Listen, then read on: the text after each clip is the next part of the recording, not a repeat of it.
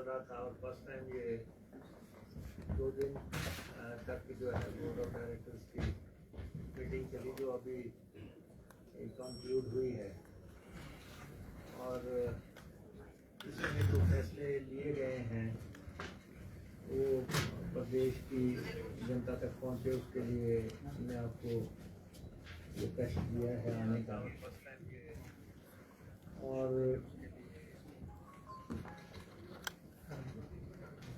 हमने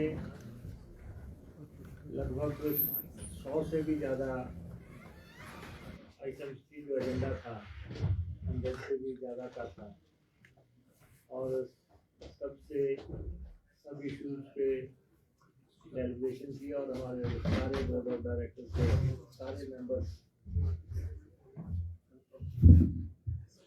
मेंबर्स जो थे इसमें प्रेजेंट थे। और मैं आपको बताना चाहता हूँ कि पहले तो HRTC एक ऐसा कॉरपोरेशन है जिसने अपने यहाँ पे OPS लागू किया, और OPS लागू करने से 9,099 कर्मचारी इसके दायरे में आए।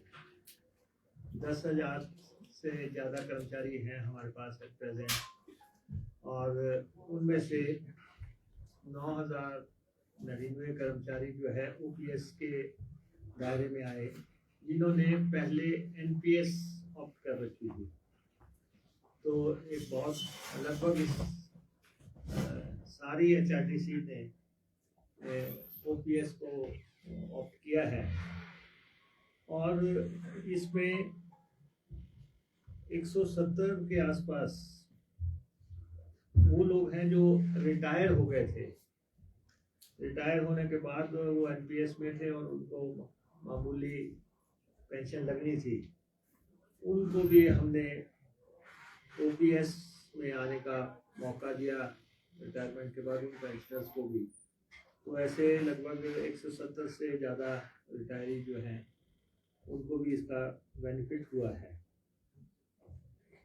और 696 ऐसे पेंशनर हैं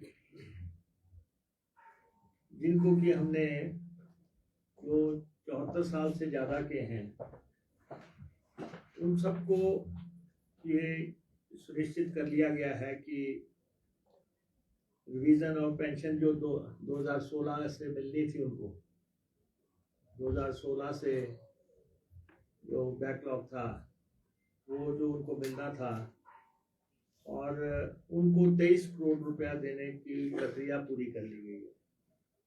23 करोड़ रुपया उन लोगों को जो 75 साल से ऊपर हो गए थे, और 2016 से उनको जो है रिवीजन ऑफ पेंशन होना था, तो वो हमने कर दिया। 23 करोड़ रुपया वो पेंशनर्स को जा चुका है। और उसके बाद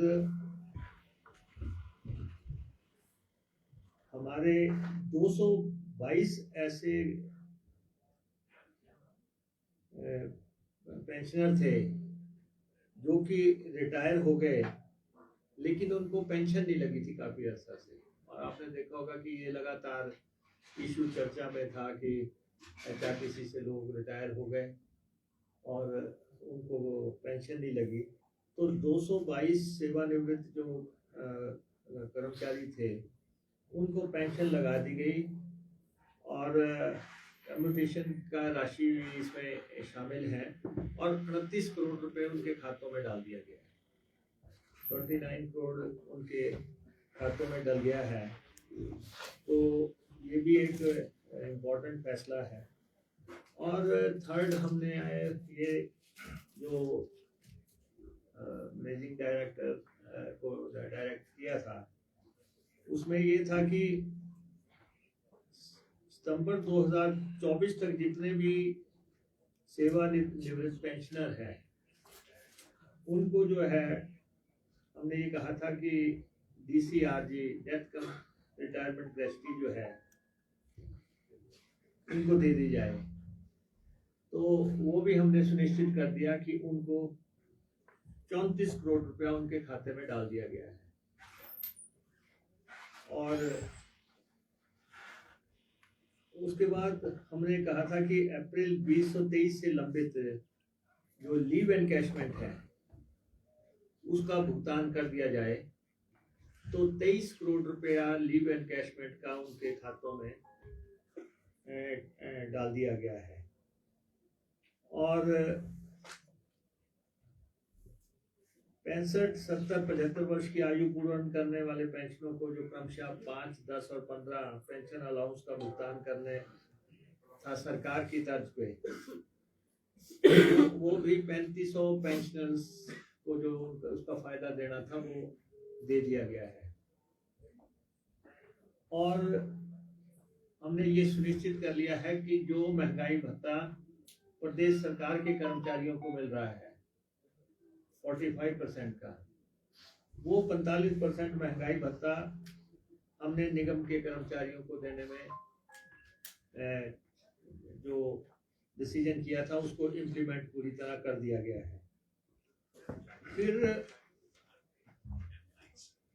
जो बैक डेट से कर्मचारी रेगुलर होने थे और जिनका कोर्ट से भी समय पे फैसले आ रहे थे और बैक डेट के कर्मचारी कि उनको 1 साल पे पक्का होना था वो नहीं हुए और समय चलता रहा ऐसा ही मसला। और अब हमने जो है उनको बैक डेट रेगुलर एरियर का लाभ दिया है और पहली किस्त में हमने 15.5 करोड़ रुपया राशि उनके खातों में डाल दी है और ये क्रम अब चलता रहेगा। और हमने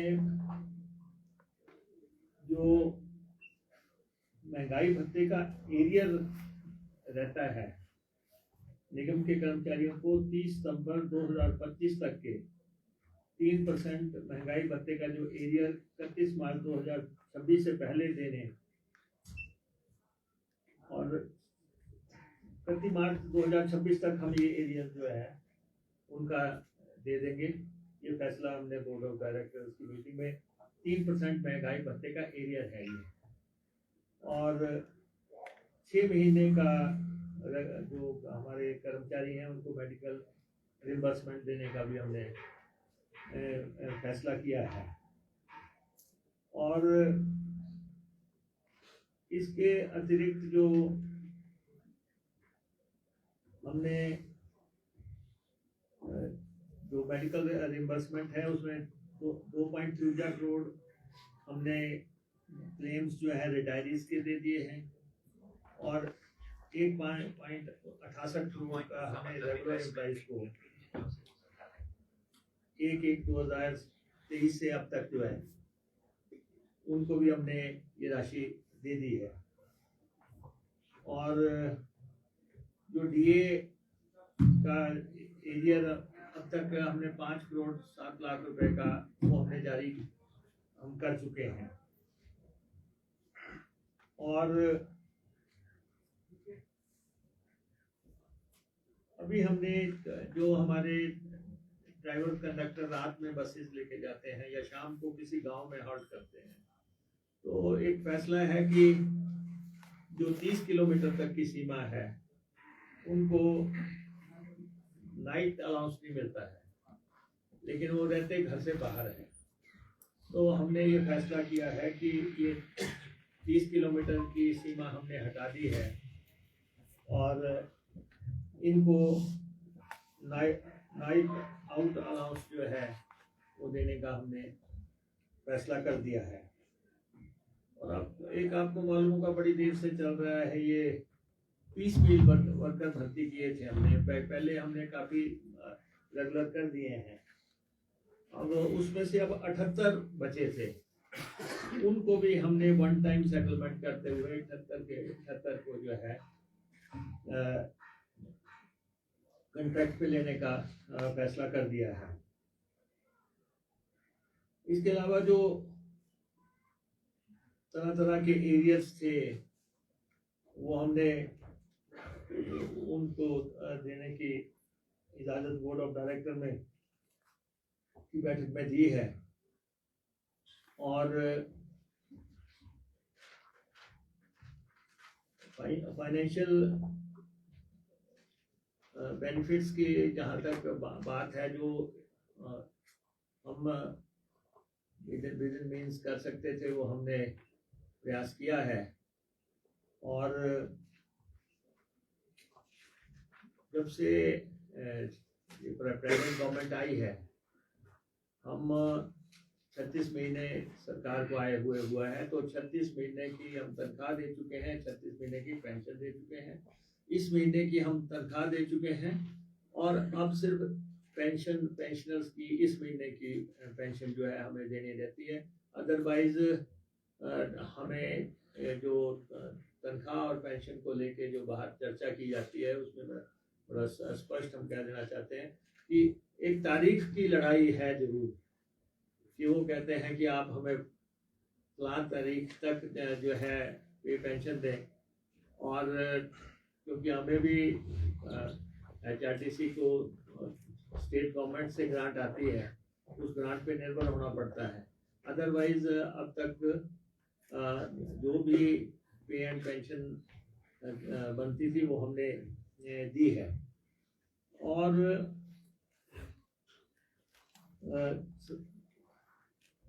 हमारे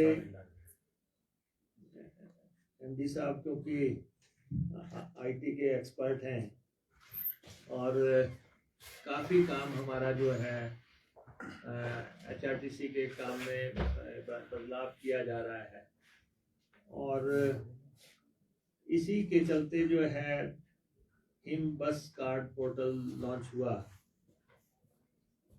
और इसमें लगभग 21,000 लोग अब तक कार्ड बना चुके हैं। इसमें यह है कि कार्ड का पहले वो रहता था, क्योंकि हैंडमेड कार्ड होता था, कागज का कार्ड होता था, उसकी मिसयूज भी होती थी। अब ये है कि इसकी ऑथेंटिसिटी है कार्ड की, और वो कार्ड बन रहे हैं। और दूसरा, हमने जो हमारी एम्प्लॉयज़ की वेतन वगैरह जो है, उसका हमने HRTC ने एक्सिस बैंक, यूको बैंक और पंजाब नेशनल बैंक से कल ही करार किया है। तो उनको जो है की तनख्वाहें जिस भी बैंक में जाएंगी, तो जो बैंक की स्कीम्स हैं, कोई इंश्योरेंस की स्कीम है, कोई दूसरी उनके स्कीम्स हैं, बैंक की जितनी भी रिलेटेड स्कीम होगी, उसका सारा लाभ जो है एम्प्लॉइज़ को मिले।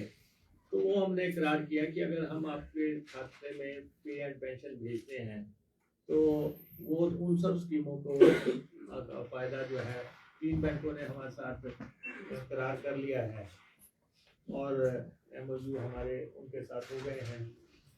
और एक इम्पॉर्टेंट काम ये हुआ, जैसे हमारी बुकिंग होती है वो हम बस अड्डों पे करते हैं, तो बस अड्डों पे जो काउंटर्स हैं वहाँ पे होते हैं, और लोगों को ये करने के लिए बस अड्डे पे आना पड़ता है। लेकिन अब हमने लोक मित्र केंद्रों को ऑथराइज कर दिया कि गांव में बैठा आदमी लोक मित्र केंद्र में अपनी टिकट बुक कर लेगा, वहीं से तो उसको बस अड्डे में नहीं आना पड़ेगा।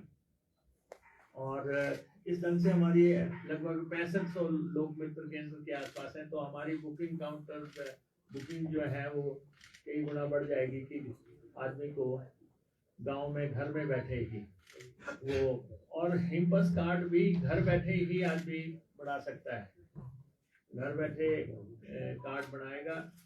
और जो लाइनें लगती थी HRTC के दफ्तरों के बाहर, या फिर स्कूल के लोग मानते नहीं थे कि जी हमने नहीं बच्चों के कार्ड बना के देने, हालांकि उनकी रिस्पॉन्सिबिलिटी थी, लेकिन वो कहते थे HRTC में बनाओ जाके। लेकिन अब ये कार्ड जो है बिना कतार में लगे अब उपलब्ध हो सकेंगे। एक आप देख रहे थे कि बार बार खबरें छप रही हैं कि ये HRTC की बसें खराब हो रही हैं। हालांकि बसें तो एक फार्मूले के तहत ही चलती हैं और उसमें जो बस कंडम करने का तरीका है उसमें 9 साल पे बस कंडम 9 लाख पे बस कंडम होती है या 15 साल पे बस को कंडम किया जाता है। तो ये मोटे तौर पे एक थंब रूल है कि HRTC की बस को अगर हटाना है तो 9 लाख। और अब हमने ये फैसला लिया है, कमेटी MD साहब ने बनाई थी, उसकी रिकमेंडेशंस आ गई और उसमें हमने ये कर दिया है कि जो भी बसें अभी हमें 2.5 किलोमीटर के नीचे एवरेज दे रही हैं वो बसें हम सर्विस से हटा रहे हैं। 2.5 की एवरेज जहाँ से जहाँ भी आ रही है उसको हम हटा रहे हैं। सेकेंडली 9 साल से 15 साल के बीच में हमने फार्मूला बना दिया है।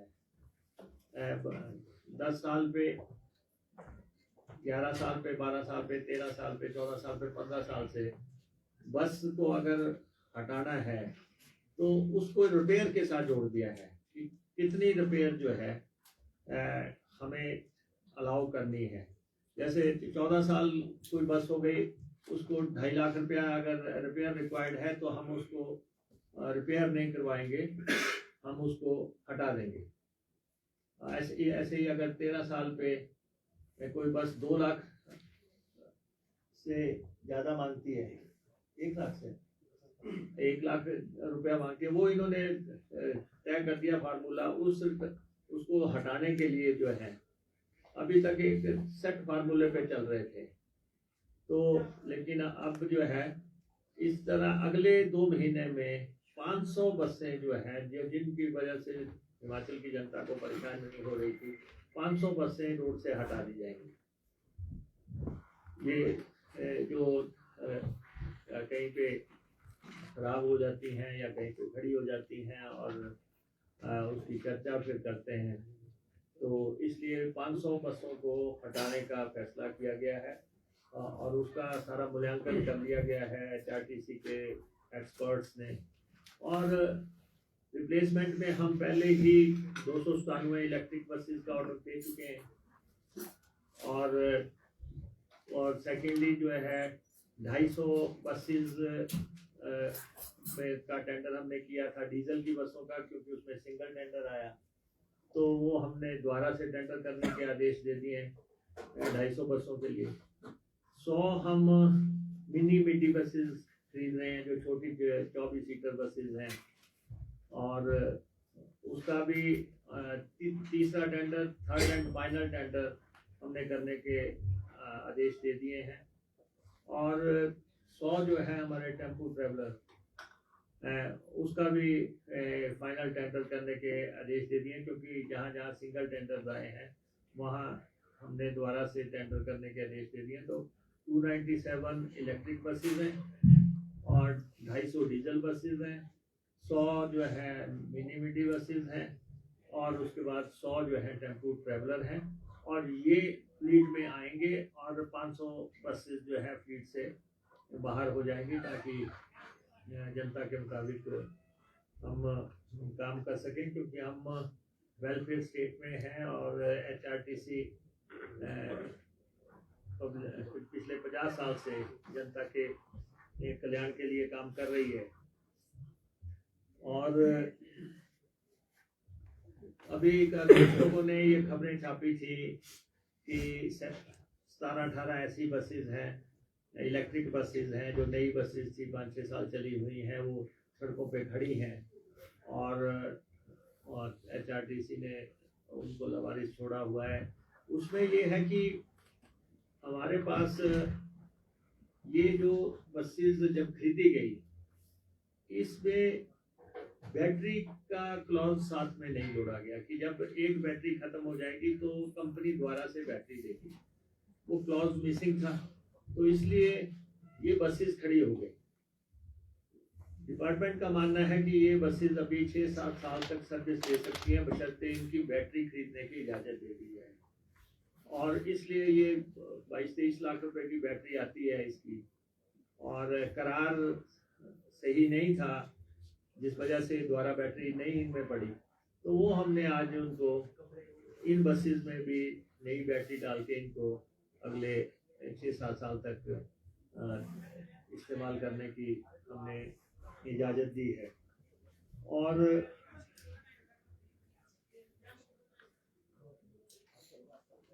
इसके अलावा हमने हमारा जो बस अड्डे बनाने की जो प्रक्रिया है, एक तो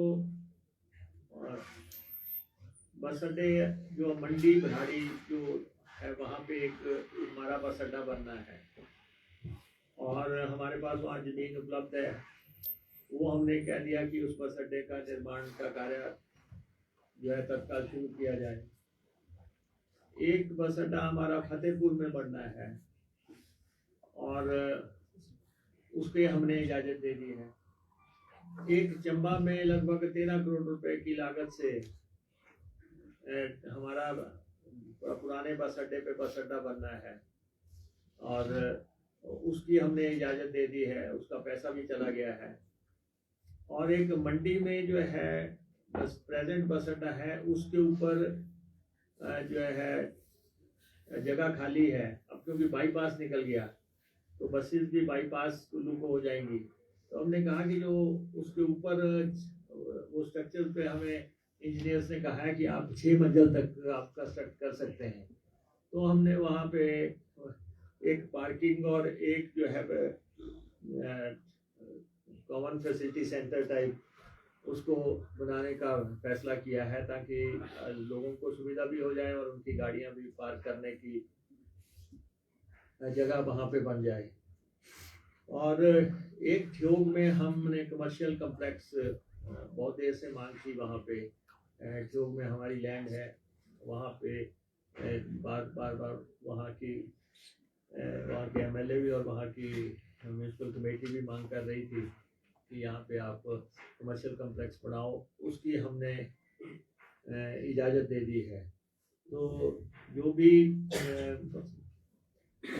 जयसिंहपुर भी इसमें हमारे नए बस अड्डों की श्रेणी में शामिल है, जिस पे कि हम काम आगे बढ़ाएंगे। और इसके बाद हमारे पास जो बस अड्डे, जो हमारा कांगड़ा का बस अड्डा है, कांगड़ा के बस अड्डे पे अवार्ड आया था कि उसको 26 करोड़ रुपया दिया जाए, और हमने प्रदेश सरकार से कहा है कि ये प्रॉपर्टी जो है ले ली जाए, और इसकी एवज में जो पैसा है वो इनको दे दिया जाए। अभी तक आप लोग भी खबरें लगातार छाप रहे हैं कि जी वो करार ख़त्म हो गया है और उसके बाद भी वो ही पैसा ले रहे हैं, लेकिन जो अवार्ड है उसमें बड़ा स्पष्ट है कि हमें वो अड्डा तब उपलब्ध होगा जब हम उसको 26 करोड़ रुपया देंगे। तो वो भी हमने कह दिया है।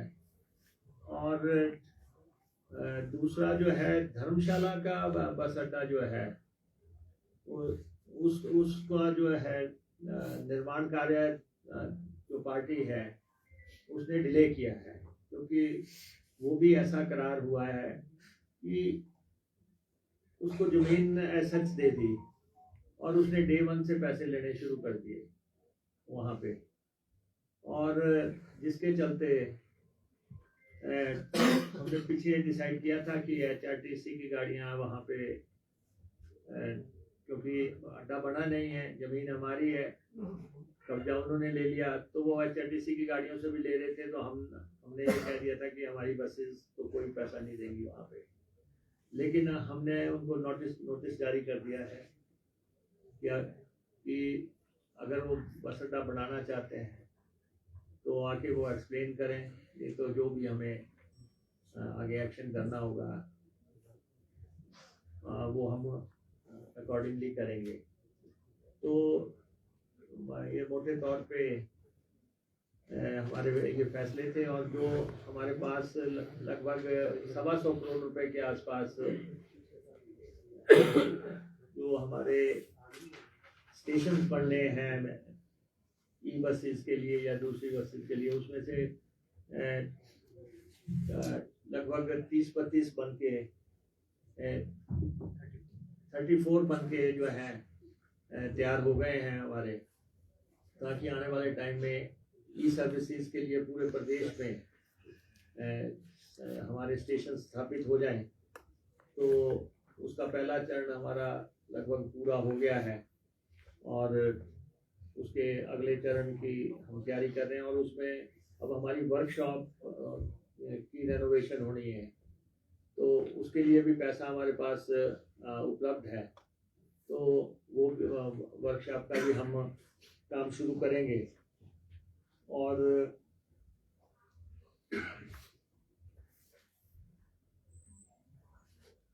हमारे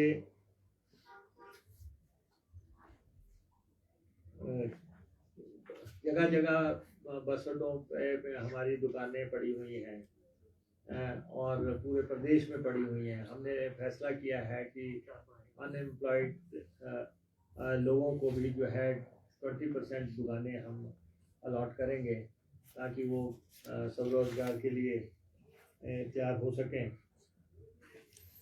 और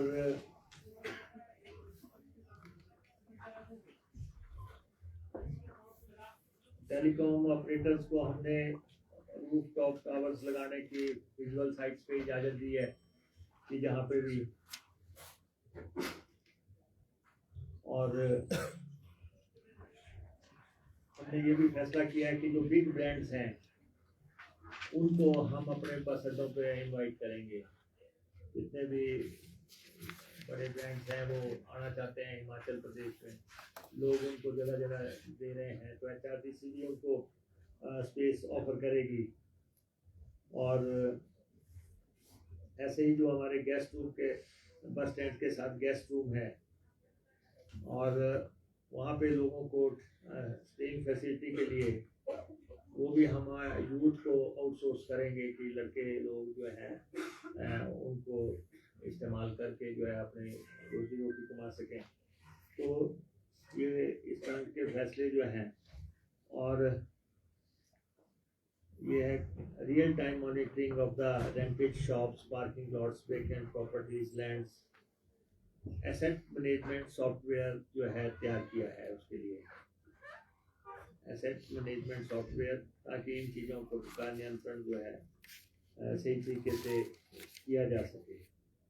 तो ये कुछ ऐसे फैसले हैं जो कि मैं समझता था कि आपके ध्यान में लाए जाएं, और HRTC पूरी तरह अपने कर्मचारियों के लिए, अपने पेंशनर्स के लिए समर्पित भाव से काम कर रही है, और जो भी संभव है वो हम करने का प्रयास कर रहे हैं। और एक हमने HRTC की तरफ से एप्रिसिएशन अवार्ड जो है सालाना देने का फैसला किया है। हर साल जब हमारा सालाना डे आएगा, 50 साल तक हो गए, उसमें कि जिन लोगों ने अच्छा काम किया है उनके लिए हम एक कार्यक्रम उस दिन आयोजित करेंगे, जिसमें अवार्ड्स उनको देंगे जिन्होंने एक्सीडेंट नहीं किया है, जिन्होंने कोई टांका नहीं लगाया है, जिन्होंने ईमानदारी से काम किया है, जिन्होंने कोई ऐसी उपलब्धि की है HRTC के लिए जो कि आप लोगों ने उजागर की है पब्लिक में। तो हर तरफ से, और उसमें हम हमारी जितनी भी कंपनीज हैं उनको भी हम इन्वॉल्व करेंगे, क्योंकि हम डीजल लेते हैं और उसके बाद गाड़ियाँ खरीदते हैं और पुर्जे लेते हैं। तो जितने भी है वो सब लोग एक हर साल एक बड़ा कार्यक्रम जो है हम आयोजित किया करेंगे, जिसके की, और इसके हमने जिन लोगों की डेथ हो गई है और उनको पेंशनरों की और उनका जो है पैसा जो है ग्रेच्युटी देनी है, तो सरकार का ने फैसला किया है कि 20% ग्रेच्युटी जो है सरकार ने देने का फैसला किया। तो हमने कहा हम भी जिन लोगों की डेथ हो गई हम भी वो पैसा जारी करेंगे। और एक हमने दैनिक भत्ता जो है HRTC में जो 450 के आसपास 410 से 450 किया, तो 40 रुपये जो है इंक्रीज कर दिया, जो इस समय प्रेजेंट रेट है, तो वो हमने HRTC में लागू कर दिया।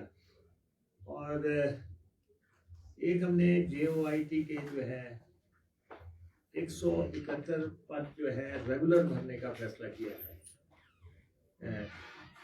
रेगुलर भर्ती जो है, क्योंकि पहले हमने कंडक्टर की भर्ती भी रेगुलर की थी, 353 कंडक्टर जो है रेगुलर भर्ती किए गए, फर्स्ट टाइम कमीशन से भर्ती हुए। अब हम सबऑर्डिनेट सिलेक्शन कमीशन उससे जो है हम ये 171 JOIT भरने जा रहे हैं।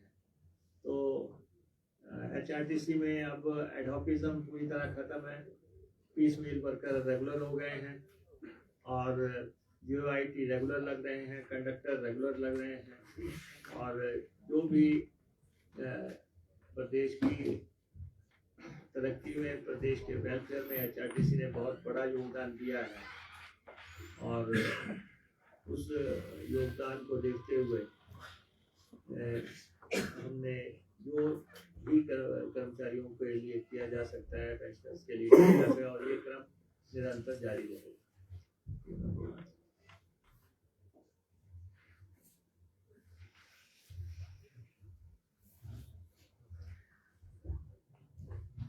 ये जो आ रही है, जो आप कह रहे हैं कि 2 महीने में रिप्लेस हो जाएगी,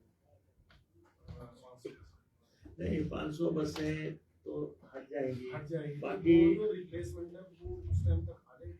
नहीं, ऐसा है कि HRTC के पास बसों की कमी नहीं है। HRTC का फ्लीट जो है 3200 बसों का फ्लीट है। तो एक फार्मूले के तहत बसेज हटती हैं। एक तो जो 12 मीटर लंबी बसेज आई थी हमें, वो हिमाचल प्रदेश में जो है एक सही एक्सपेरिमेंट नहीं रहा उन बसों का। वॉल्वो में तो वो ठीक है, लेकिन जो दूसरी बसेज हैं वो लोकल में वो कामयाब नहीं हुई बसेज। तो वो बसेज कुछ खड़ी रहती हैं, कुछ को कहीं ना कहीं चलाने की कोशिश करते हैं। हम जब चलाते हैं तो आप शोर मचा देते हैं, फिर हम फिर रोकते हैं, फिर चलाते हैं, क्योंकि उनके इंजन ठीक है, उनके इंजन्स ठीक हैं, लेकिन ये है कि लंबी बसेज हैं और पहाड़ के मुताबिक नहीं है। तो इसलिए, और उस लॉट में 700-800 बसेज आई थी, और छोटी बसेज तो चला रहे हैं हम, और लेकिन कुल मिला के फ्लीट को कैसे बदला जाए, किस ढंग से बदला जाए, उसके हम प्रयास कर रहे हैं। और साथ में ये भी कोशिश कर रहे हैं कि हम इलेक्ट्रिक बसेस को किसी न किसी ढंग से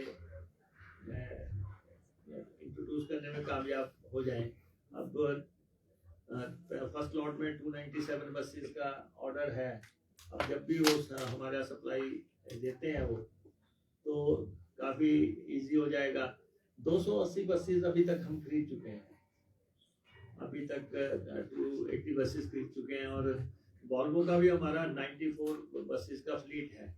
तो एक बात मैं आपके ध्यान में लाना चाहता हूँ, हमारे पत्रकार साथी बार बार जिस बात को मेंशन करते हैं कि दिल्ली से प्राइवेट वॉल्वोस का जखीरा आता है और उसको HRTC रोकता नहीं है, एक बात, या ट्रांसपोर्ट डिपार्टमेंट रोकता नहीं है।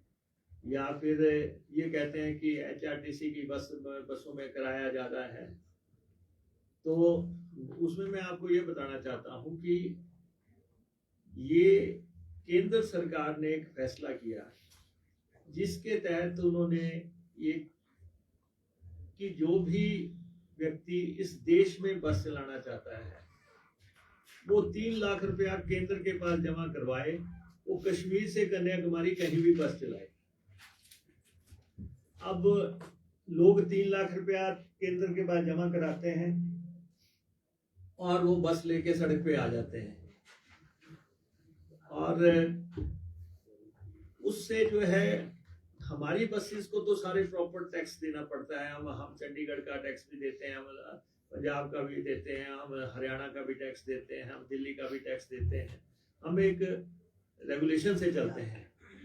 लेकिन ये जो 3 लाख रुपया जमा दे करके, हालांकि उस कायदे के मुताबिक उनको एक जगह से बस भरनी है और दूसरे गंतव्य स्थल पे लेके जानी है, लेकिन केंद्र सरकार ने उन पे और मेहरबानी कर दी, उनको जो है दिल्ली बस अड्डे पे काउंटर दे दिया। अब वो दिल्ली बस अड्डे पे भी बेखौफ जो है बस भरते हैं, फिर वो जो है करनाल में भी सवारी उठाते हैं, कुरुक्षेत्र में भी उठाते हैं, वो चंडीगढ़ से भी उठाते हैं और फिर आगे आते हैं। यहाँ हम जब उनको रोकने का प्रयास करते हैं तो यहाँ विपक्ष के लोग कहते हैं टूरिज्म को नुकसान हो रहा है। लेकिन असल में मेन बात यह है कि ये 3 लाख का जो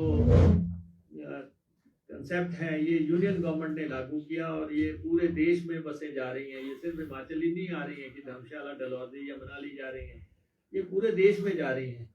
अच्छा, ये अगर ये काउंटर पे बस 2 बसें लगाते हैं, अगर इनकी एक भरी तो ये तो दोनों बसों की सवारी एक में डालते हैं और कहते हैं कि चलो।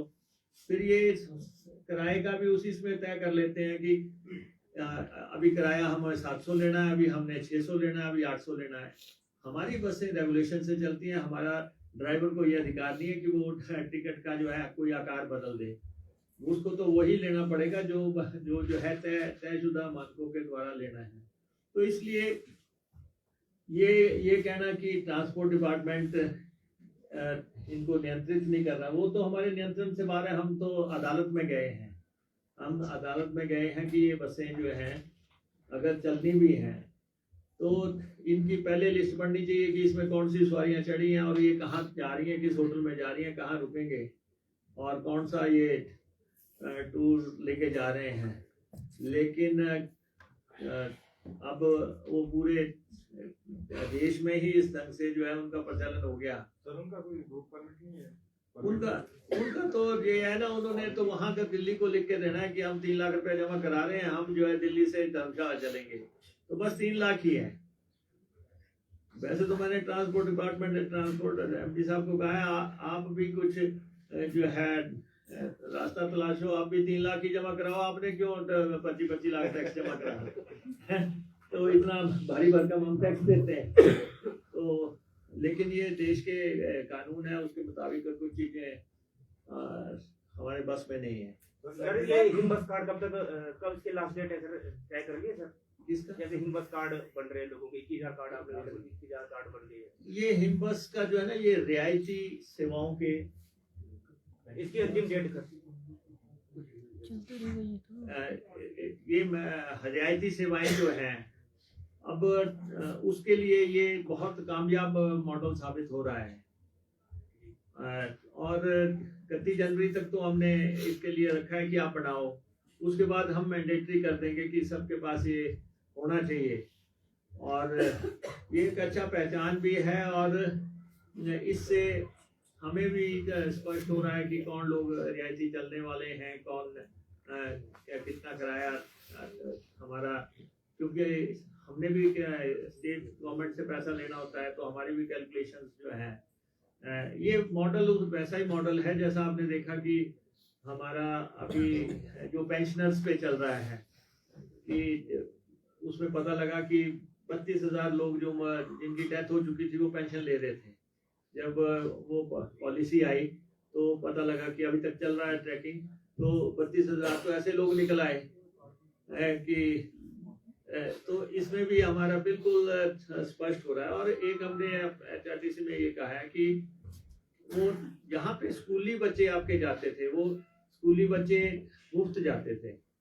यहाँ हमारी बसें हटी हैं या कुछ जगह पे, और प्राइवेट बसेस के साथ जो करार हुए हैं वो बच्चों को लेके नहीं जाते। तो हमने कहा कि जो स्कूली बच्चे हमारा जिम्मा है कि वो स्कूल पे ढंग से पहुंचे, समय पे पहुंचे, तो वो हम द्वारा कैलकुलेट करा रहे हैं कि जहाँ भी 10 बच्चे से ज़्यादा कहीं बच्चे परेशान हो रहे हैं, एक जगह पे वहाँ बस नहीं आ रही है, वहाँ बसों को कैसे हमने चलाना है, उस मॉडल पे भी हमारा HRTC वर्क करेगा, ताकि किसी को जो महिलाएं हैं, जो मतलब आम महिला है, जो रियायती नहीं है, हाई कैटेगरी आपकी जाती है, तो क्या उनको भी बनाने पड़ेंगे? नहीं, बस कार्ड उनके लिए भी आवश्यक नहीं, 28 कैटेगरीज हैं, उनको बढ़ाना पड़ेगा। है।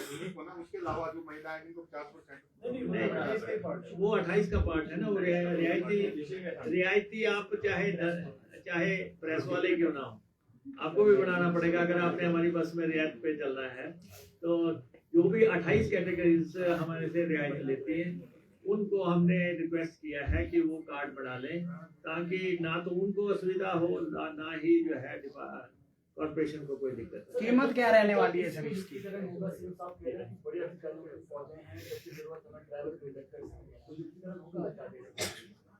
देखिए, ऐसा है कि यहाँ तक युक्तिकरण की बात है, हमारे पास कुल मिला के, हमने एक्सरसाइज कर ली है, हमारे पास कुल मिला के 74 ऑफिसर हैं, 74 ऑफिसर, और जो क्लास 1 एंड 2 के ऑफिसर हैं। हम 3200 बसें चलाते हैं, हमारे 10,000 के आसपास एम्प्लॉय हैं। एम्प्लॉइज पे, ऑफिसर पे हमारी तनख्वाह सिर्फ 1% खर्च होती है। और जैसे हमारे 12 जिले हैं, तो हमारे 6 जिलों में जो है RMC नहीं है, तो हमने ट्रैफिक के लोगों को डिप्यूट किया हुआ है। तो आज भी उस पर काफ़ी एक्सरसाइज हुई, कुछ पोस्टें हम हटा रहे हैं। तो पोस्टें युक्तिकरण के तहत हमें जो चाहिए, हमें मैकेनिक चाहिए हैं, हमें स्टोर कीपर्स चाहिए हैं, तो कुछ पोस्टें हमने आज हटाई हैं, और उनकी जगह जो पोस्टें हमें हमारे लिए ज़रूरी हैं, उन पोस्टों को हम ऐड कर रहे हैं। जैसे उसी क्रम में हम 171 पोस्टें जो है JTO की, JOIT की हम भरने जा रहे हैं। तो लगातार प्रयास है कि HRTC में रेगुलर भर्ती हो, उस क्रम में हम आगे बढ़ रहे हैं। HRTC में 680 कर्मचारियों को अब तक हम नौकरी दे चुके हैं, 680 प्रेजेंट गवर्नमेंट बनने के बाद, 357 तो जिसमें रेगुलर कंडक्टर ही है, और बाकी भी हम भर्ती कर रहे हैं, रैशनलाइजेशन भी कर रहे हैं, और जो भी इनकम बढ़ाने के जो भी मेजर्स हैं वो हम ले रहे हैं। स्टेट गवर्नमेंट की जो हमारे से एक्सपेक्टेशंस हैं HRTC से, वो भी हम कर रहे हैं। कुछ बस अड्डे हमने जो है ट्रांसपोर्ट डिपार्टमेंट को दे रहे हैं। हम कुछ जो ड्राइविंग इंस्टीट्यूशंस हैं, वो उससे इनका कोई काम नहीं है, वो हम कह रहे हैं वो ट्रांसपोर्ट डिपार्टमेंट को वो ले लें।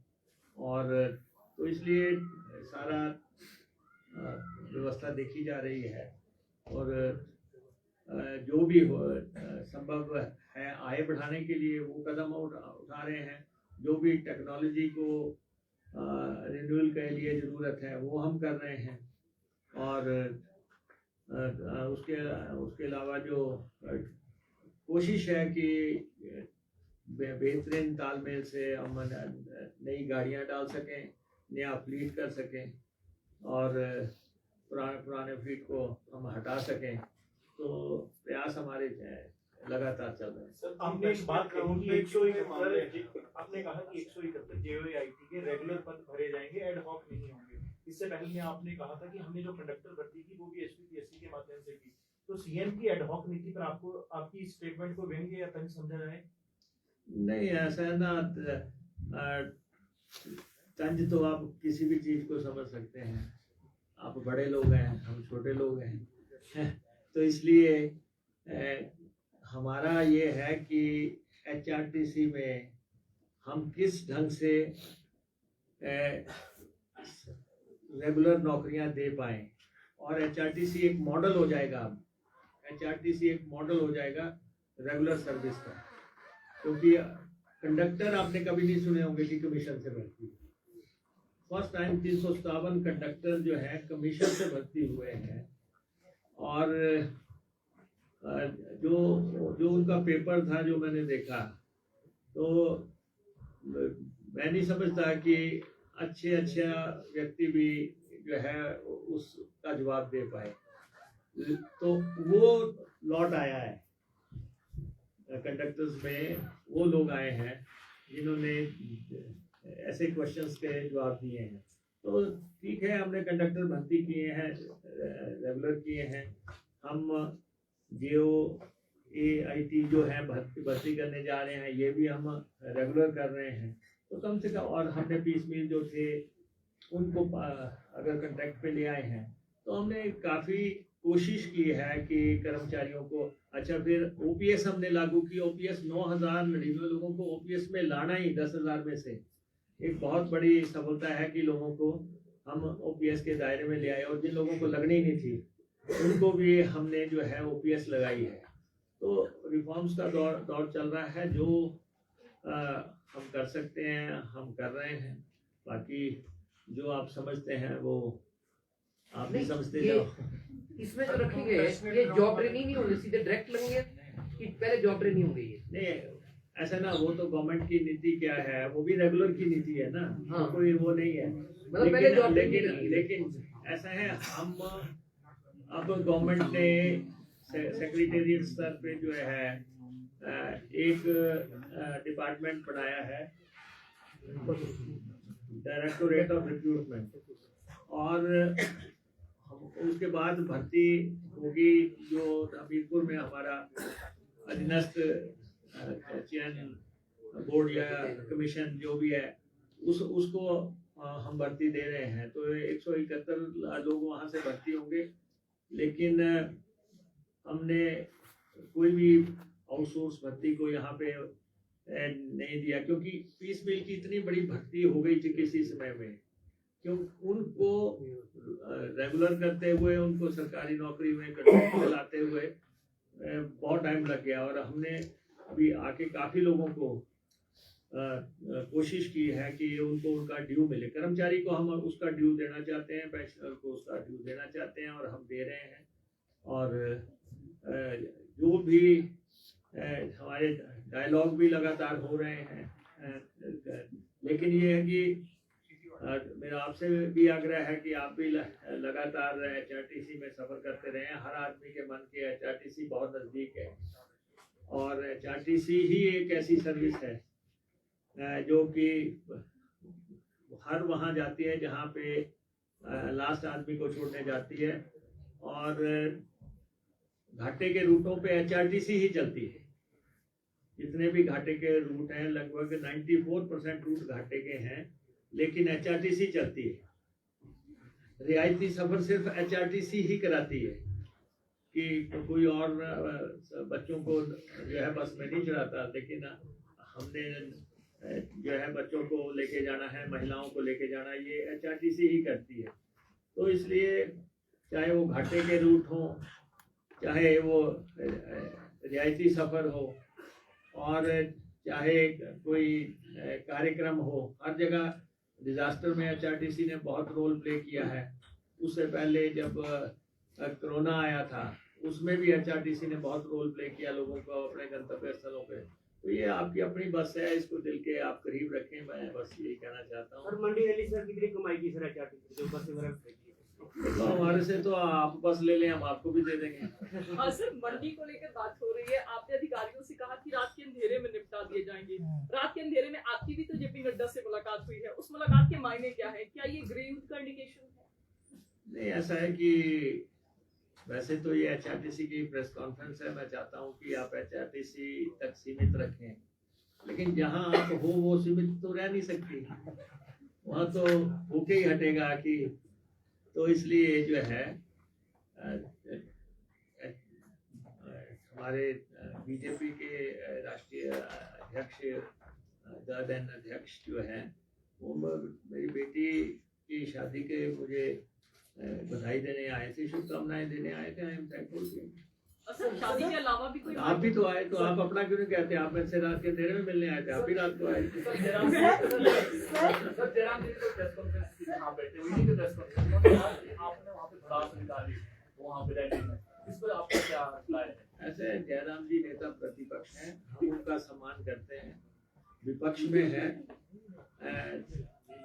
और उनको एक गिला है कि हमने उनको सत्ता से हटाया है, तो वो हमारे लिए कोई भी लकोक्तियां इस्तेमाल करें, हम उसका स्वागत करते हैं। आपने 32,000 ऐसे कर्मचारी पेंशन दे रहे हैं, ये कौन लोग?